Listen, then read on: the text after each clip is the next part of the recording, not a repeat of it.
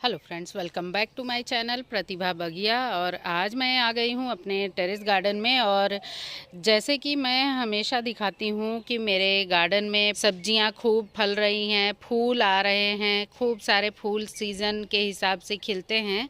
तो ये सारे कुछ जो भी मैं दिखाती हूँ, सारा कुछ तो बहुत अच्छा है, चल रहा है, लेकिन बीच बीच में मुझे बहुत सारे चैलेंजेस भी आते हैं।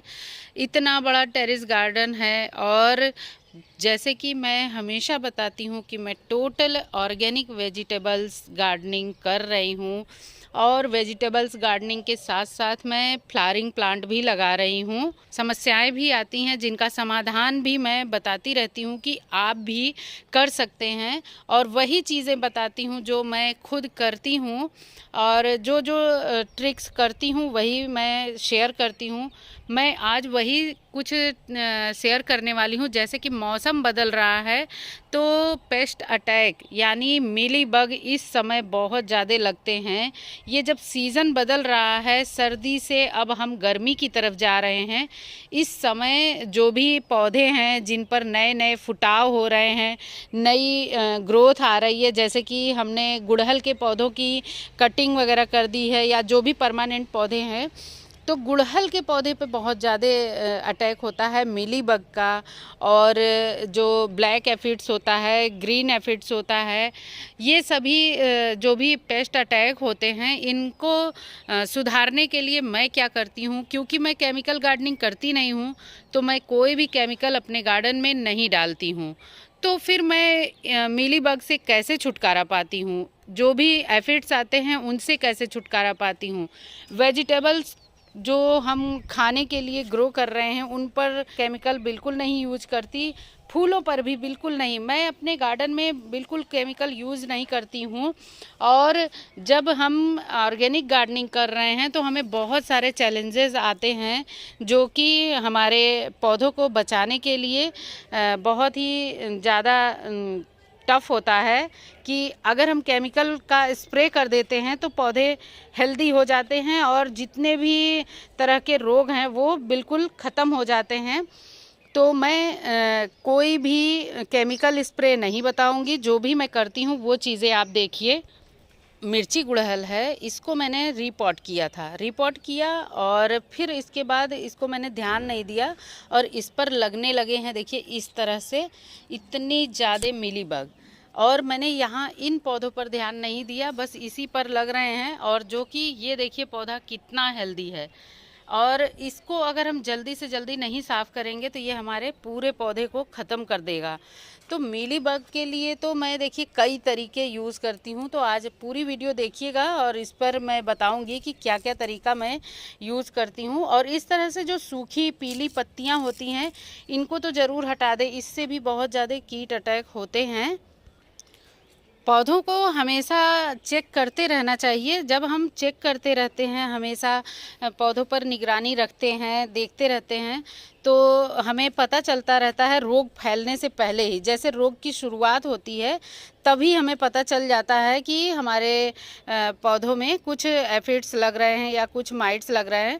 तो देखिए मैं जो ये मीली बग होता है इसको ये बस चींटियों की वजह से आता है। और ज़्यादातर देखिए मैं अपने पौधों पर राख छिड़कती हूँ। राख छिड़केंगे पौधों पर तो बहुत अच्छे से ये इस पर माऊ तो बिल्कुल नहीं लगेगा। और अगर जैसे कि ये मीली बग दिख रहे हैं, ये गुड़हल के पौधों पर बहुत ज़्यादा दिखते हैं, तो इनको मैं ज़्यादातर इस तरह से ब्रश से हटा देती हूँ। नहीं तो फिर आप अगर एक आध दिख रहे हैं तो इस तरह से उंगली से भी साफ़ कर दीजिए। और ये देखिए जो भी मुझे इक्का दुक्का दिख रहे हैं इनको मैं इस तरह से झाड़ देती हूँ। पौधों की टहनियों पर रहेंगे तो इनको भोजन मिलता रहता है और ये जीवित रहेंगे, और तब फिर ये हमेशा लगते रहते हैं, ये चूसते रहते हैं पौधे का रस। तो इस तरह से जो नई नई ब्रांचेस निकल रही हैं, नई बर्ड्स निकल रही हैं, उन्हीं पर ये अटैक करते हैं। तो पौधों को जब बराबर आप निगरानी रखेंगे, हाथों से एक आध जो लग रहे हैं उनको हमेशा झाड़ दीजिए। और मैं तो हमेशा पौधों को इस तरह से हिलाती डुलाती रहती हूँ अपने हाथों से। जब भी टहल रही हूँ, पानी डाल रही हूँ, तो इसको इस तरह से ज़रूर एक आध बार हिला देती हूँ, ताकि अगर जैसे मकड़ी वगैरह अगर अपना जगह बना रही है तो वो भी बिल्कुल हट जाती है, और जो चींटियाँ वगैरह हैं वो झड़ जाएंगी। तो मैं ब्रश से या तो हटा देती हूँ या तो फिर इस तरह से हिला डुला देती हूँ पौधों को। तो ये जो परमानेंट पौधे हैं इनको मैं इस तरह से हिलाती झाड़ती रहती हूँ। मैं देखिए जब भी पानी देती हूँ पौधों को तो इस तरह से खूब स्प्रे करके देती हूँ, ताकि ये पौधे जब धुल जाएंगे, पौधों पर कोई धूल मिट्टी नहीं रहेगी, और अगर किसी भी तरह के कीट वगैरह हैं तो वो भी धुल जाते हैं। और कुछ ऐसे होते हैं जो बहुत ज़िद्दी होते हैं, तो उनको मैं इस तरह से अगर स्प्रे बॉटल से ही हम स्प्रे कर देते हैं तो भी ये बहुत ही जल्दी धुल जाते हैं। इस तरह से आप देखेंगे जब तेज़ फव्वारा बना करके हम डालेंगे खूब फोर्स करके, तो ये मिलीबग इस पे से धुल जाएंगे। और मिलीबग यही जो पॉइंट वाला हिस्सा होता है यहीं से ये अटैक करता है, तो हमें इसको यहाँ से बिल्कुल साफ़ करना है। ये हम धुलते जाएंगे तो ये बिल्कुल नहीं लगेंगे, जो लगे भी रहेंगे वो धुल जाएंगे। इसमें बस मैंने सादा पानी भर करके इस तरह से स्प्रे किया है। और अगर बहुत ज़्यादा लग रहा है कि नहीं छोड़ रहे हैं तो फिर इसके लिए भी हम घरेलू उपचार करेंगे, और जो कि मैं करती रहती हूँ वही शेयर करूँगी। और देखिए सब धुल गए हैं, और इस पर अगर हम एक दिन छोड़ करके फिर इसको स्प्रे करेंगे तो ये बिल्कुल साफ़ हो जाएगा। और इस तरह से देखिए मैंने इसको बस स्प्रे किया है और सारे के सारे धुल गए। जब हम एक दिन छोड़ करके 3-4 बार हम इसको इस तरह से अगर स्प्रे करते रहेंगे तो ये जो लगे हुए हैं जहाँ पर ज़्यादा अटैक है वो बिल्कुल साफ़ हो जाएगा और बिल्कुल हट जाएंगे ये। और अगर फिर भी नहीं हट रहे हैं इस तरह से, देखिए फिर से इनका जमाव है, तो ये देखिए ये दूसरा पौधा है और इस पर मैंने देखा है कि इस पर भी हैं। तो इसको मैं एक और तरीका बताऊंगी जो चीज़ हमेशा सबके घर में रहती है, और आप उससे भी बहुत अच्छे से इसको हटा सकते हैं बहुत ही जल्दी। अगर इसी तरह से पड़ा रहा तो ये पूरा पौधा चट कर जाएंगे, सब पूरे पौधे की रस चूस जाएंगे, तो ये पौधा मर जाएगा। तो मैं दिखाऊंगी आपको कि मैं और क्या करती हूँ। और देखिए ये लिया है मैंने शैम्पू। ये शैम्पू कोई भी हो सकता है, आप कोई भी शैम्पू ले सकते हैं और अपने पौधों के लिए यूज कर सकते हैं। बहुत ही हार्ड केमिकल नहीं होता है, ये हमें बहुत नुकसान नहीं करेगा। कोई भी तरह का पौधा हो, आप चाहें तो सब्जियों के पौधों पर भी स्प्रे कर सकते हैं, फूलों वालों पर भी स्प्रे कर सकते हैं। तो ये केमिकल की कोई दवा नहीं है, ये इसको हम बहुत ही ये लाइट इफ़ेक्ट डालेगा और बहुत ही अच्छा असरदार है ये। तो हम इसकी 10 ml अगर डालेंगे इसका शैम्पू, यानी एक ढक्कन यानी 1 चम्मच अगर शैम्पू डालते हैं 1 लीटर पानी में, 1 से 1.5 लीटर पानी में, और उसी का घोल बनाएंगे और इसको हम इसमें डाल करके फिर उसके बाद समझ लेंगे कि कितना हमें डालना है। और फिर इसमें जब हम इसको स्प्रे करेंगे तो इससे जो स्मेल आएगी, और इसमें कुछ ऐसे लाइट केमिकल हैं जो कि जो ये मिलीबग है और माऊ वगैरह है, तो इससे जब हम कोई भी चीज़ें डाल करके किसी भी चीज़ से स्प्रे करते हैं तो हम खूब अच्छा फव्वारादार बना लेंगे। क्योंकि हम जब पानी का केवल स्प्रे करते हैं तो वो हमें उसकी चोट से ये पौधों को पौधों पर से जो ये इफ़ेक्ट है, यानी मिलीबग है या जो भी ग्रीन इफ़ेक्ट है, जो एफिड है, ब्लैक एफिड है, वो सभी को हटाने के लिए हमें पानी के चोट का यूज करना होता है। और हम इसमें अगर किसी भी तरह का सॉल्यूशन बना लिए हैं, कोई भी चीज़ हम इसमें मिला लिए हैं, तो हमें इसका स्प्रे करना होता है। स्प्रे करना है तो अच्छे से सावरिंग करें। और देखिए जब भी इस तरह के इफ़ेक्टिव प्लांट्स हैं या तो उनको और भी पौधों से दूर कर दीजिए। और जैसे कि यहाँ पर देखिए इसमें मिलीबग लगा हुआ था और इसके नीचे मैंने ये गुलदाउदी के पौधे लगाए हैं, इसके ऊपर भी इफ़ेक्ट दिखने लगा है। तो जो इसके आसपास पौधे होंगे उन पर भी इफ़ेक्ट बहुत जल्दी डालने लगता है ये।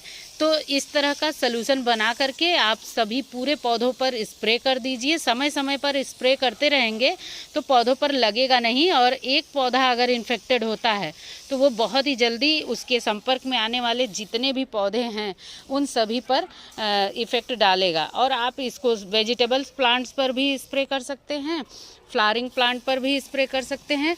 और अगर आप पौधों में पानी दे रहे हैं तो पतली धार बना करके पाइप से खूब अच्छा सा स्प्रे करके पूरे पौधे को अगर अच्छे से धुल करके डालते हैं। समय ज़्यादा लगता है, लेकिन पौधों को अगर अच्छे से स्प्रे करके धुल दिया जाए तो वो पौधे में कोई भी कीट वगैरह नहीं लगेगा। तो देखिए, ये मेरे जितने भी गुलदाउदी के मदर प्लांट हैं ये सभी ठीक हैं।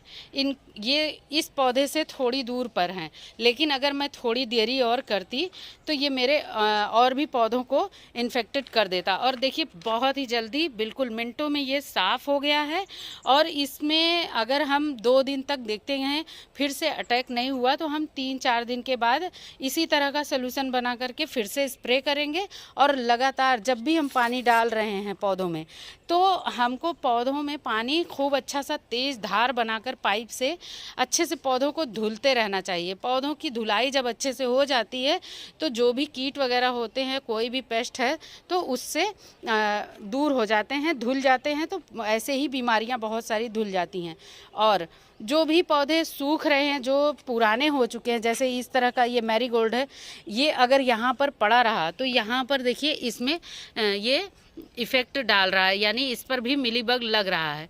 तो अगर ये ज़्यादा समय तक यहीं पर सूखे पत्ते या इस तरह के पौधे अगर पॉट में लगे रहेंगे तो ये पूरे पौधे, पूरे गार्डन को इफ़ेक्टेड कर डालते हैं। पूरा ये इन्फेक्टेड हो जाएगा, ये पौधे में खूब सारा मिलीबग लग जाएगा। फिर उसके बाद ये जो आसपास के पौधे हैं इनको भी ये चपेट में ले लेगा। तो मैं हमेशा अपने पौधों की अच्छे से धुलाई करती हूँ।